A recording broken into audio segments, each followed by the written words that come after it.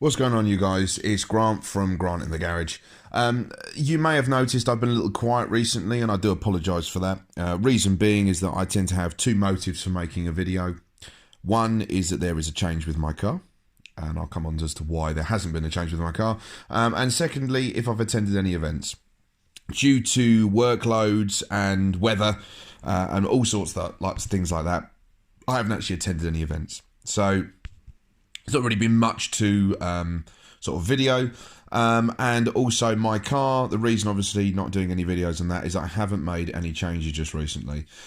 Basically, I've been testing the car, driving the car, and what I think has happened is one of the lower ball joints or something like that has come loose or worn or something like that. Nothing major, nothing critical. The car's not had any, giant fallbacks or anything like that. But it's just taken some time to be able to get it into the workshop to have that looked at and addressed, hopefully. So, not really been much on the car front.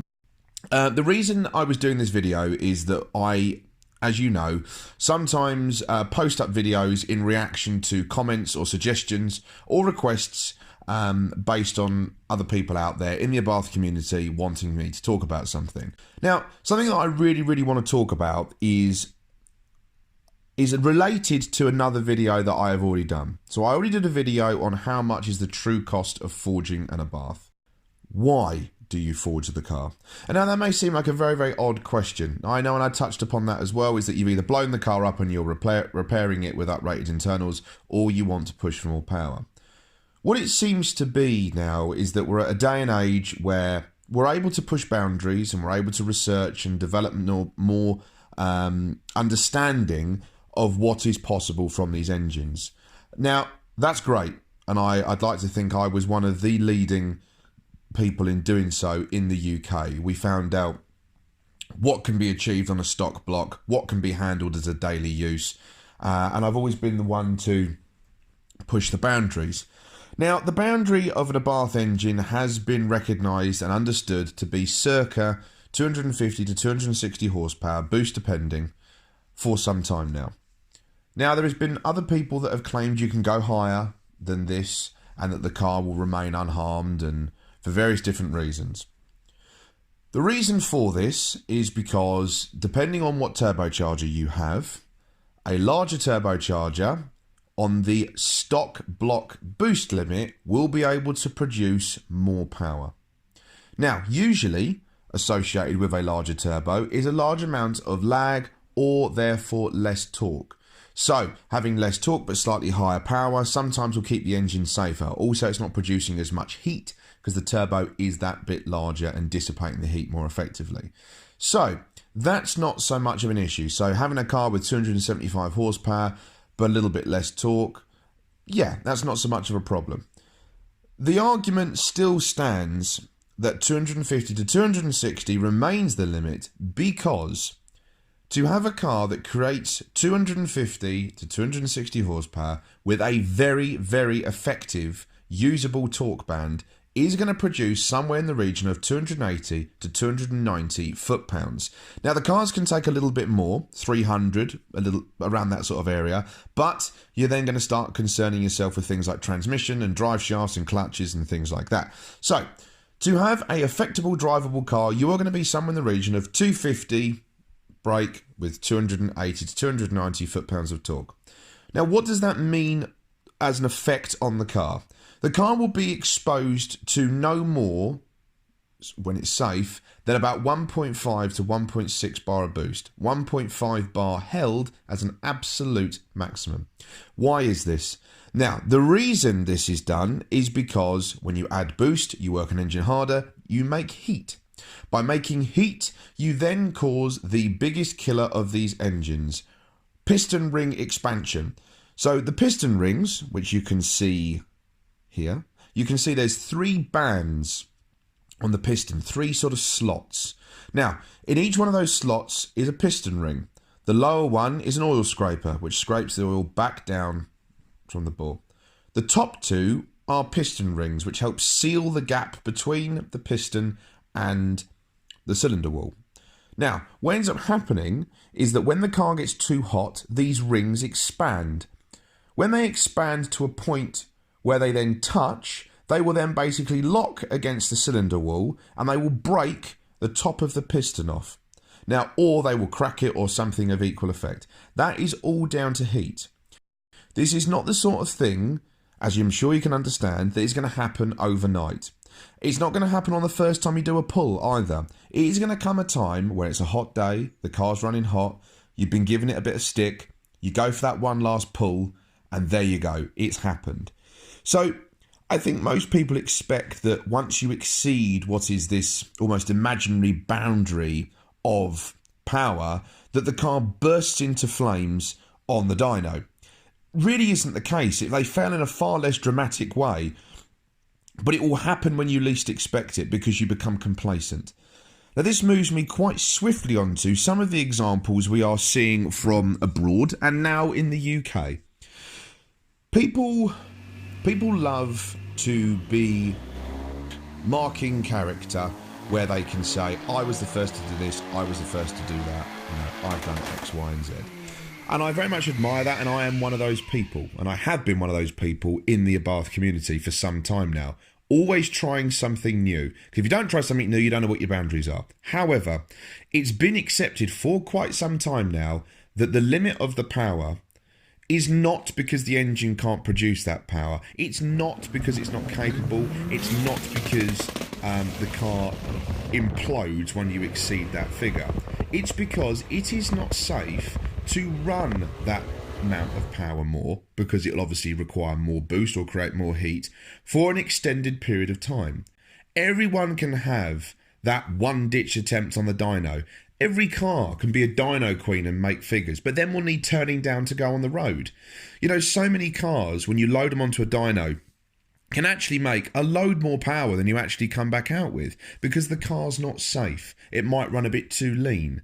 It might have a bit too much boost. Now, these are not problems usually if it is just the one-off or two runs or something like that on the dyno while someone is calibrating the car.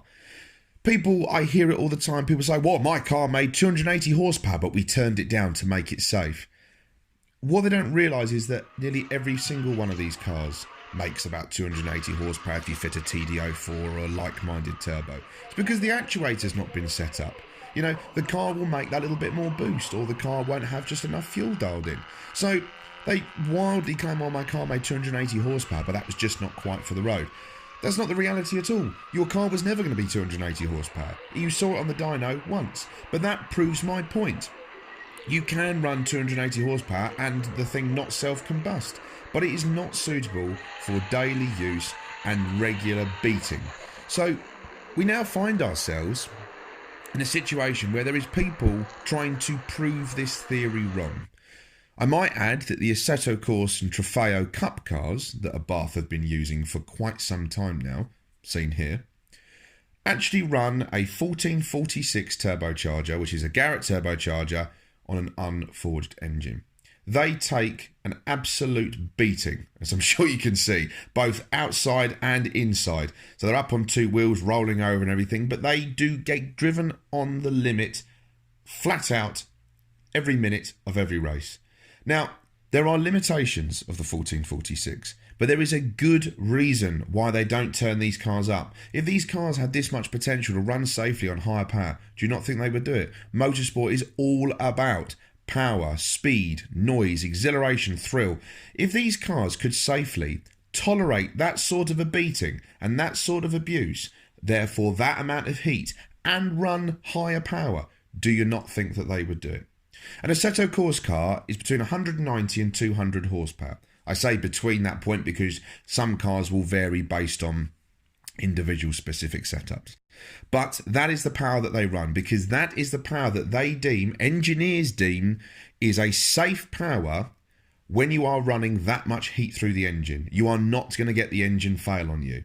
Some may argue that actually the 250 to 260 horsepower is a bit much if you are tracking a car professionally as well, unless you then take the modifications that bit further. And I might tend to agree. But the occasional track day, the sort of driving that's going to sort of entail, and road use, it is fine. So, this, as an example, over in Cyprus, you will find is absurd. Because, and the thing is, I've tracked out this car in this company, I did a bit of research to make sure that I wasn't going to make myself look a fool. This company set out to forge the car. Well, actually, they set out to do 300 plus, and you will see from this listing here that it says forged engine. We then trace things back some weeks, so up till recently, and they have made X amount of power, and it's not had a forged engine. Now, they are trying to prove the point that you don't need to forge the car to make X amount of power.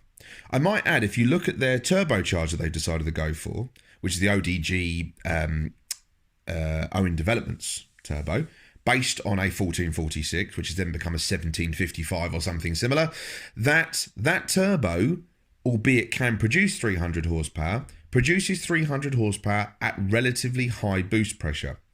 So what they've basically done is used a turbo that's going to get very hot, used more boost than a stock block can take, obviously very, very hot, and now run it on an unforged engine. So obviously someone missed their bowl of cornflakes this morning, because who on earth decided that would be a good idea? Unless, of course, shock horror, here it comes, the car's not running the power they say it is. Calm yourself, audience, as if that would ever happen, eh?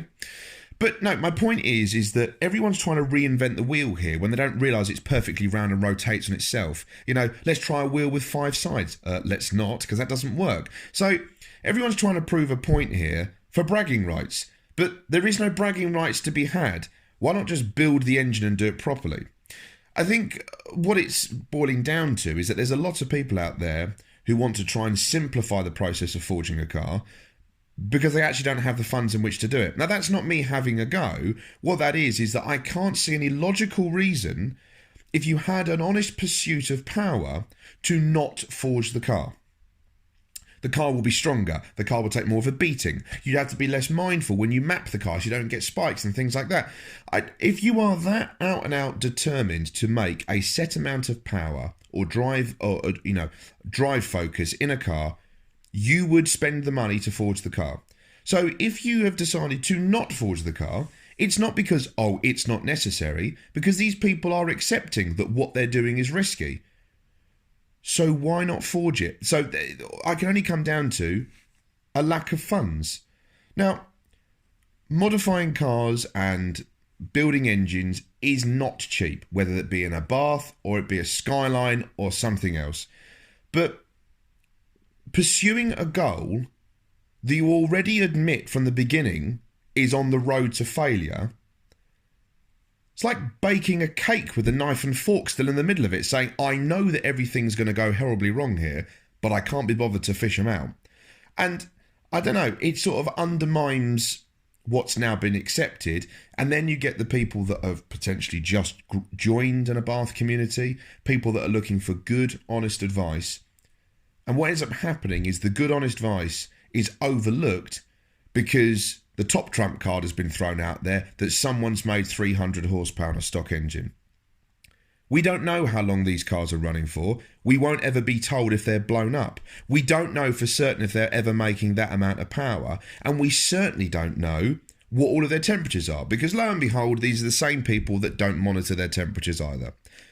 Other people, however, want to slap as little on the car as they can and crank up the boost and, it'll be fine, but I've got a spare engine. It's amazing. Everyone's got a spare engine. Why not forge the one you had? You don't need a second one then.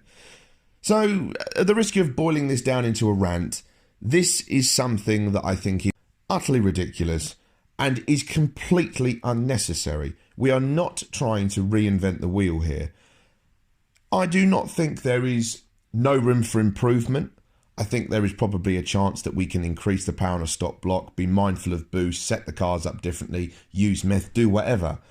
But we don't need someone to try and come along and redecide what everything has as a limit. But if you have enjoyed the video, guys, please leave a comment. Let me know what your thoughts were on it. But I will be coming out to do some more events. There'll be a lot coming on with the car soon, so more videos to follow. I do apologise once again for the break. But if you have enjoyed the video, hit the thumbs up, and I'll see you real soon in the next one. Thank you. Bye-bye. And yes, for anyone that's been watching this video and wondering, the car above is mine, and it is running. and there is audio for this video. So just before the video finishes, I'll turn it on.